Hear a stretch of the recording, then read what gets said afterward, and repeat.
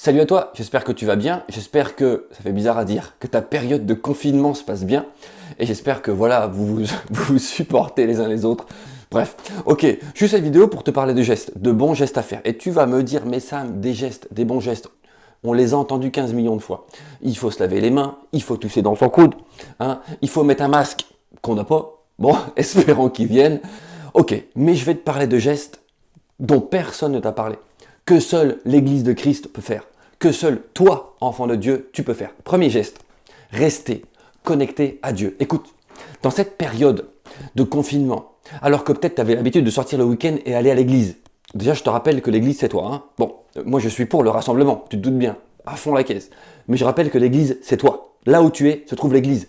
Là où tu te trouves avec ton mari, tes enfants, se trouve l'église de Christ. Bon, peut-être tu avais l'habitude d'aller à l'église et qu'en finalité, tu recevais.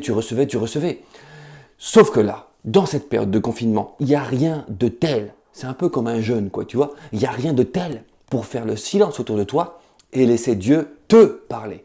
Ce geste-là, le fait de te mettre à part et de te connecter à Dieu, ce geste-là, il n'y a que toi, enfant de Dieu, qui peut le faire. Qui veux-tu sur terre, qui veux-tu d'autre que les enfants de Dieu, pourrait se connecter à Dieu? Personne. Qui veux-tu que ce soit? Personne. Donc, toi, tu peux te connecter à Dieu. Tu pourrais te dire, mais je vais me lever, je vais organiser ma journée du début à la fin avec un planning de ouf, une organisation pas possible, en me connectant à des séries TV, des films, lire des tas de bouquins. Je sais qu'il y en a qui aiment lire des bouquins comme ça.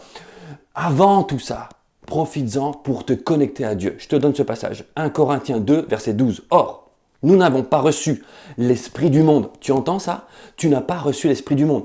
Et le coronavirus, peut-être qu'il nous sépare nous physiquement, mais il ne peut pas te séparer de l'esprit de Dieu. Ça, il ne peut pas le faire. Il ne peut pas le faire. Donc, du coup, tu peux rester connecté à Dieu. Fais-le, je t'encourage.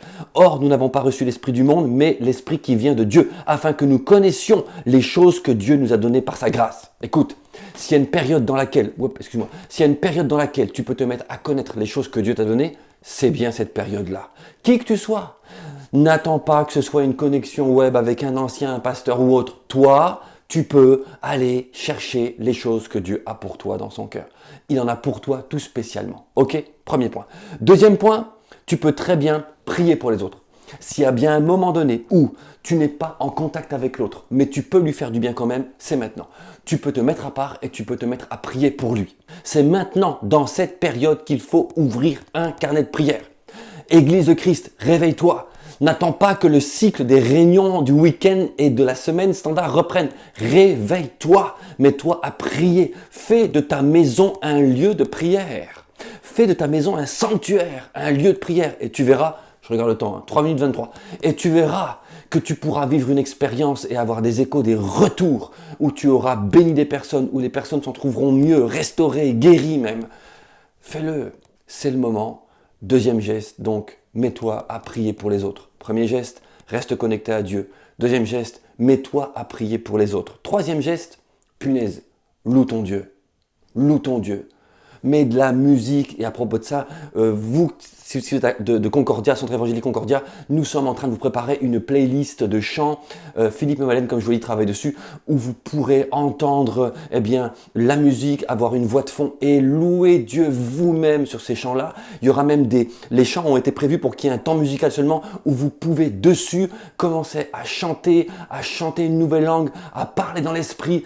Tout ça, c'est fait pour que chez vous, vous-même, vous puissiez avoir des temps de louange vous-même.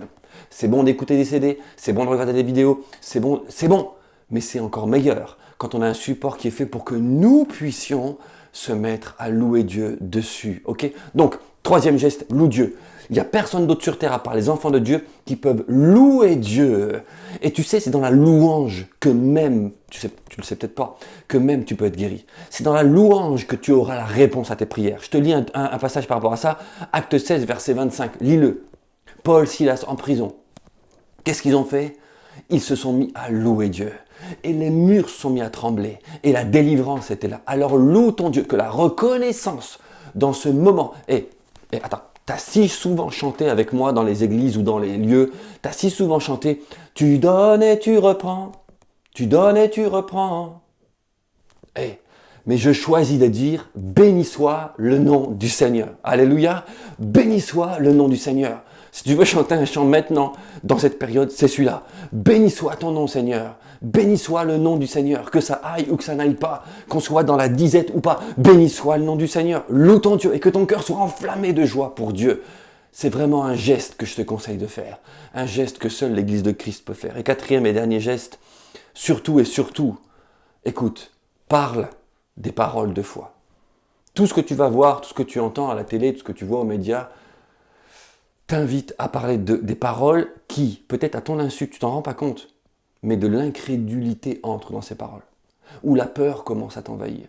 Où le stress commence à t'envahir. Moi, je te le dis, écoute, bénis ta famille. Bénis ceux qui t'entourent. Bénis tes enfants.